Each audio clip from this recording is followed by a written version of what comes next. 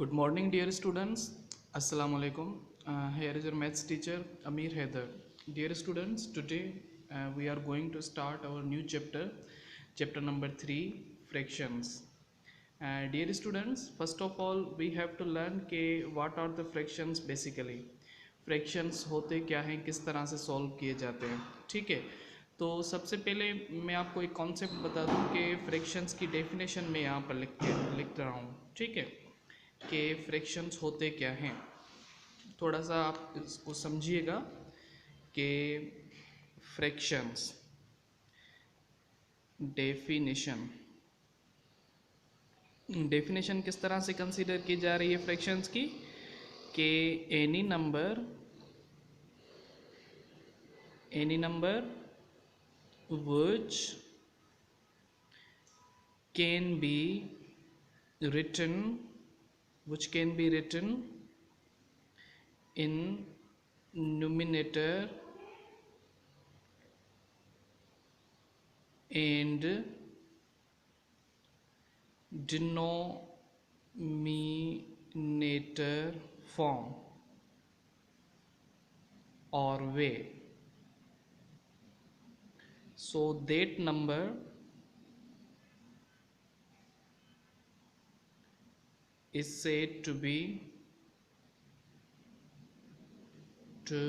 a fraction. यानी कि इस तरह का नंबर जो क्या हो, न्यूमिनेटर और डिनोमिनेटर के फॉर्म में लिखा हुआ हो. यानी कि ऐसा नंबर जिसमें न्यूमिनेटर भी आ जाए और डिनोमिनेटर भी आ जाए, तो इस तरह के नंबर्स को क्या बोला जाता है, फ्रैक्शन बोला जाता है. ठीक है, से फॉर एग्जांपल किस तरह से कंसीडर करेंगे कि न्यूमिनेटर और डिनोमिनेटर वाले नंबर कौन से होते हैं. जैसे हम लिखते हैं ना 1/2.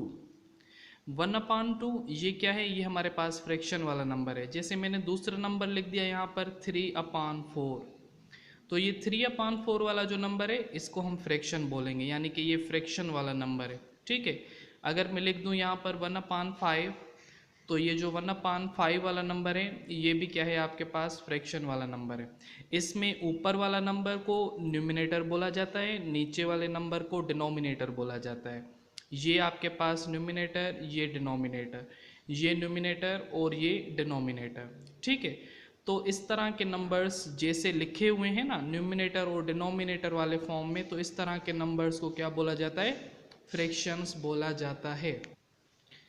तो ऐसे नंबर जो आपके पास न्यूमिनेटर और डिनोमिनेटर वाले फॉर्म में लिखे हुए हों, इस तरह के नंबर्स को क्या बोला जाता है, फ्रैक्शन बोला जाता है. ठीक है, तो इस चैप्टर में हमें सीखने को क्या मिलेगा, हमें इस चैप्टर में सीखने को मिलेगा कि ये फ्रैक्शन वाले नंबर्स ऐड किस तरह से किए जाते हैं, या ये फ्रैक्शन वाले नंबर सबट्रैक्ट किस तरह से होंगे, या मल्टीप्लाई किस तरह से होंगे, या डिवाइड किस तरह से किया जाएगा इन फ्रैक्शन वाले नंबर्स को. क्लियर. तो सबसे पहले हमें सीखना पड़ेगा कि ये नंबर्स ऐड किस तरह से होते हैं, इनकी एडिशन किस तरह से ली जाती है. ठीक है, तो एक्सरसाइज जो 3A है इस चैप्टर की, उसमें हम सीखेंगे कि इस तरह के क्वेश्चन को, यानी कि इन फ्रैक्शंस को ऐड किस तरह से किया जाता है. तो यहाँ पर मैंने एक्सरसाइज 3A का क्वेश्चन नंबर 4 लिख दिया है. आप देख रहे होंगे ऊपर लिखा हुआ है question number 4, add the following. ठीक है, ऐड द फॉलोइंग. तो ये क्वेश्चन नंबर 4 है. इससे पहले जो 3 क्वेश्चन हैं वो आपके पास आ रहे हैं ऑब्जेक्टिव टाइप्स में, तो वो in the end of the chapter solve करेंगे.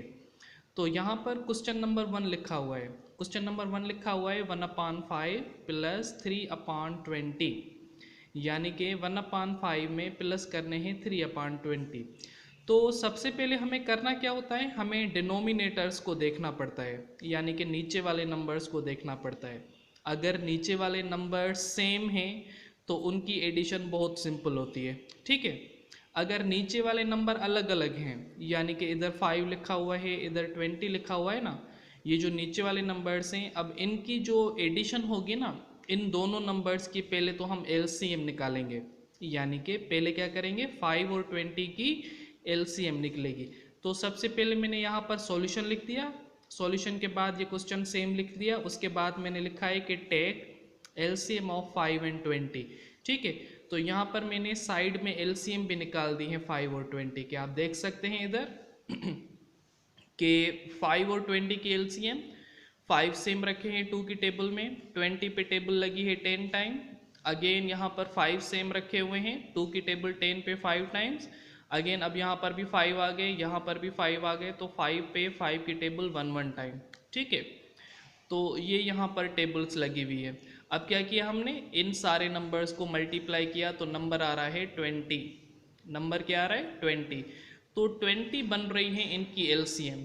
तो सबसे पहले हम करेंगे क्या, एक लाइन लगा के, जिस तरह से ये लाइन लगी हुई है इसके नीचे 20 लिखेंगे। अब 20 लिखने के बाद हमें ऊपर वाले नंबर मालूम करने हैं। ऊपर वाले नंबर किस तरह से मालूम करेंगे, 20 को पहले 5 के साथ डिवाइड करवाएंगे।